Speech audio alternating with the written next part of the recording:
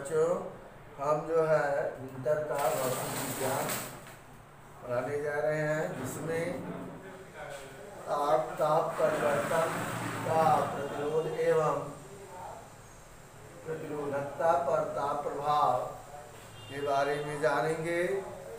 जब किसी धातु का ताप बढ़ाया जाता है तो उसका विद्युत प्रतिरोध बढ़ने लगता है, क्योंकि उसकी विद्युत चालक क्योंकि उसका प्रतिरोधकता रो बढ़ जाती है। जैसा आप जानते हैं, प्रतिरोध R बराबर रो यल बाई ए होता है, जहाँ रो धात्विक पदार्थ का विशिष्ट प्रतिरोध है और जो इसे प्रतिरोधकता भी कहते हैं। अब यह जो है इस रो विशिष्ट प्रतिरोध को हम न दूसरे रूप में लिखेंगे तो R बराबर आपका आता है m n e square tau into l by A, जहाँ यन धात्विक पदार्थ के मुक्त इलेक्ट्रॉनों की संख्या है, यल धात्विक पदार्थ के तार की लंबाई है, ए अनुप्रस्थ पाट का क्षेत्रफल है। यदि जो है किसी चालक में यल ए तथा यम का मान नियत कर दिया जाए तो यह जो है प्रतिरोध ए भी नियत हो जाए तो यह प्रतिरोध उसके श्रांतिकाल रिलैक्सेशन टाइम के व्युत्क्रमानुपाती होता है। श्रांतिकाल रिलैक्सेशन टाइम के व्युत्क्रमानुपाती होता है। श्रांतिकाल के बारे में आप जानते हैं, किसी धात्विक पदार्थ में मुक्त इलेक्ट्रॉनों का जो है दो क्रमागत टक्करों के बीच लगे समय को श्रांतिकाल कहते हैं। और श्रांतिकाल को हम निम्न प्रकार से व्याख्या करते हैं। श्रांतिकाल टाउ बराबर जो है lambda by V R M S,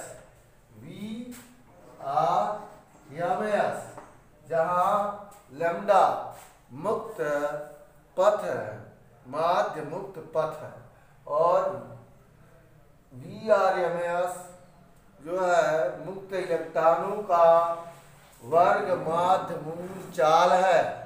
मुक्त इलेक्ट्रॉनों का वर्ग माध्य मूल चाल है। तो जैसे इसको आप रखेंगे इस समीकरण में तो आप पाएंगे कि R समानुपाते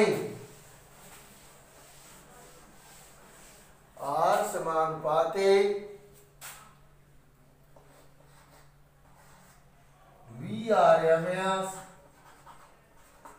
बटा लैम्डा, VRMS बटा लैम्डा। चालक का ताप बढ़ाने से धातुओं के कंपन का आयाम बढ़ जाता है और आयाम के बढ़ने के कारण उनका तरंगदैर्घ्य बढ़ जाता है। आयाम के बढ़ने के कारण कंपन का आयाम बढ़ जाता है, जिससे जो है इलेक्ट्रॉनों के गति करने में बाधा होती है और इस प्रकार उनका प्रतिरोध ताप बढ़ाने पर बढ़ता है। जिसको आप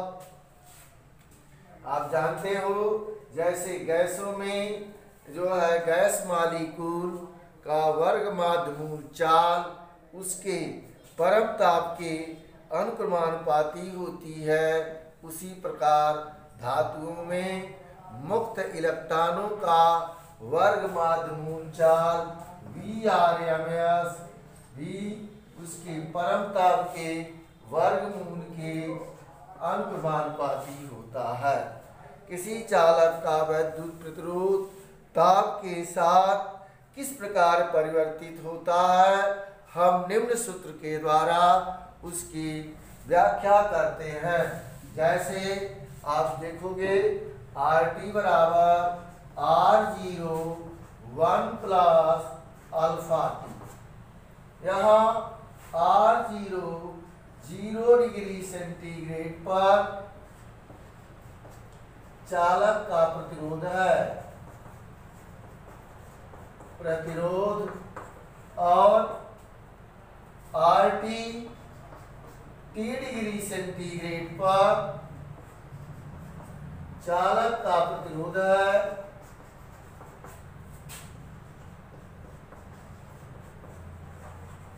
और अल्फा प्रतिरोध ताप गुणांक है, प्रतिरोध ताप गुणांक है। तो यह प्रतिरोध ताप गुणांक है, और अल्फा का मान, अल्फा बराबर RT माइनस R0 बटे R0 गुणे 100 होता है, R0 गुणे T होता है, सॉरी, यानी अल्फा का मान RT माइनस R0 बटे R0 गुणे T होता है। जैसे आप रेखीय प्रसार गुणांक में लिखते हैं उसी तरह से यहाँ भी है, ताप प्रतिरोध ताप गुणांक अल्फा बराबर RT माइनस R0 बटे R0 गुणे T। तो अधिकांश पदार्थों के लिए अल्फा का मान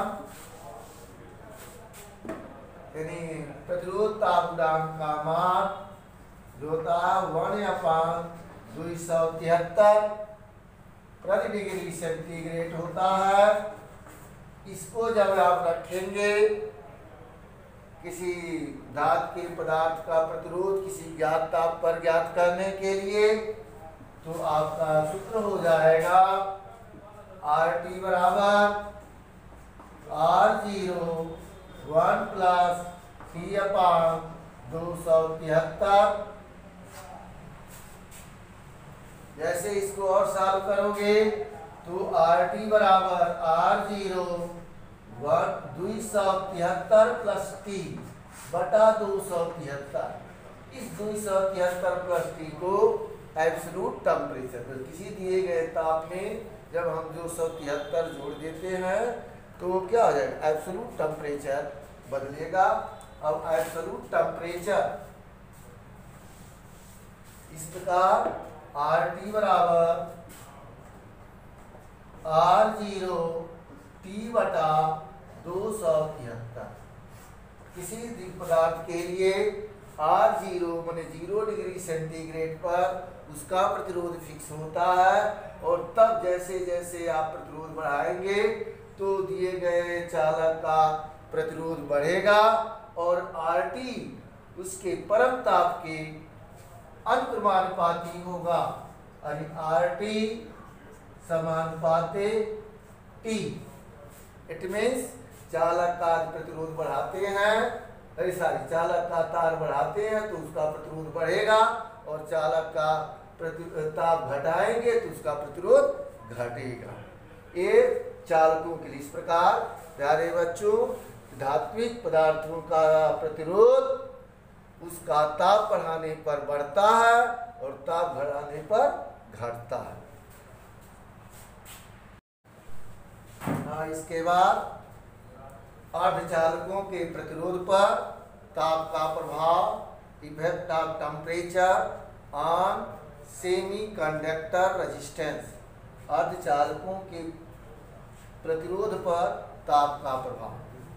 प्यारे बच्चों अर्धचालकों के प्रतिरोध पर ताप का प्रभाव इस प्रकार है, यदि ताप बढ़ाते हैं तो अर्धचालकों का प्रतिरोध घटता है, क्योंकि अर्धचालकों का प्रतिरोध ताप गुणांक ऋणात्मक होता है।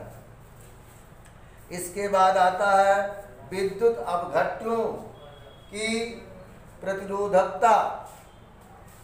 वैद्युत अपघट्यों की प्रतिरोधकता अथवा प्रतिरोध पर ताप का प्रभाव विद्युत अपघट्टों के का ताप बढ़ाने पर उनका प्रतिरोध घटता है, क्योंकि जब आप ताप बढ़ाएंगे तो विद्युत अपघट्टों की श्यानता घट जाती है, जिसके कारण उसमें आयन आसानी से गति करने लगते हैं और उनका ताप बढ़ाने पर इस प्रकार प्रतिरोध घट जाता है। यानी विद्युत अपघट्टों इलेक्ट्रोलिसिस का ताप बढ़ाने पर प्रतिरोध घटता है। अब इसके ऊपर हम आपको एक प्रश्न देते हैं कि धातुओं के पर ताप बढ़ाने पर कैसे प्रतिरोध बढ़ता है, इस पर आप देखें। जैसे एक प्रश्न है, किसी धातु का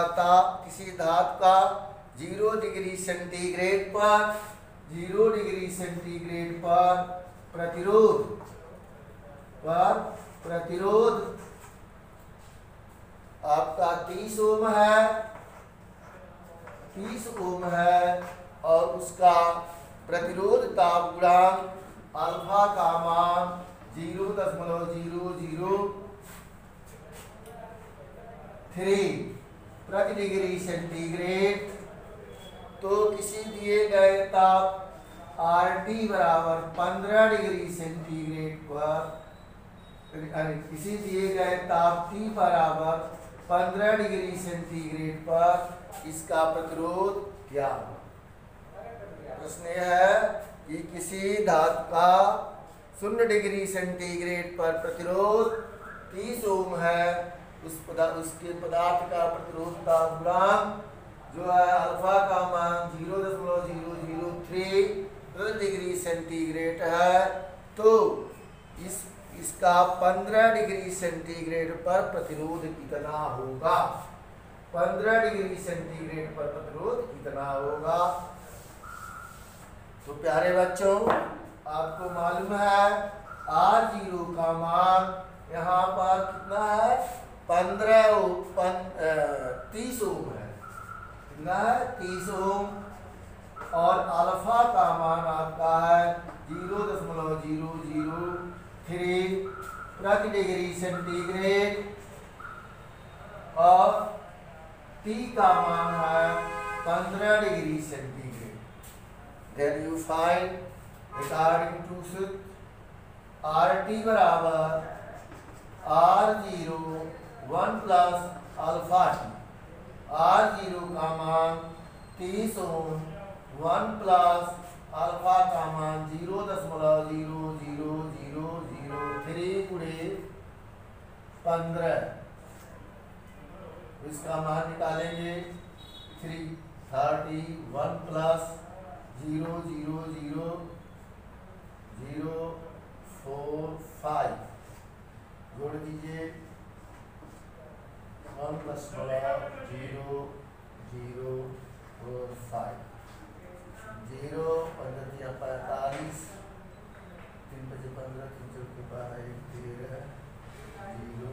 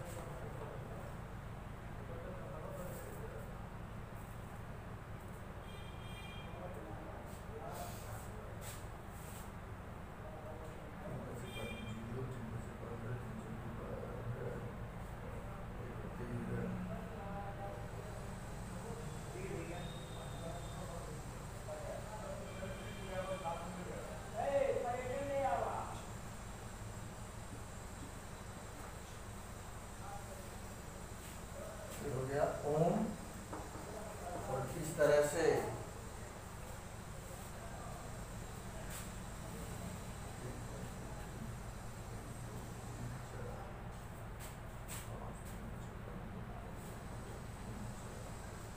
अब आपका हो गया इस प्रकार आर बराबर 30.0135 ओम। इसलिए जो है 15 डिग्री सेंटीग्रेड पर उसका उस धातु का प्रतिरोध 30.135 ओम हुआ, जबकि 0 डिग्री सेंटीग्रेड पर उसका केवल 3 ओम था। इस प्रकार स्पष्ट हो गया कि धातु का ताप बढ़ाने से उसका प्रतिरोध बढ़ता। नेक्स्ट प्रश्न है कि जो है किसी 0.46 मिमी व्यास तथा 50×10⁻⁸ ओम मीटर विशिष्ट प्रतिरोध वाले तार से 10 ओम चालक कुंडली बनाने के लिए कितना लंबा तार चाहिए। आपको एक प्रश्न है कि 0.46 मिमी व्यास तथा 50×10⁸ ओम मीटर विशिष्ट प्रतिरोध वाले तार से 10 ओम चालक कुंडली बनाने के लिए कितना लंबा तार चाहिए। प्यारे बच्चों, इसके लिए आप सूत्र लिखोगे आर बराबर रो यल बाई ई। अब इसमें यल बराबर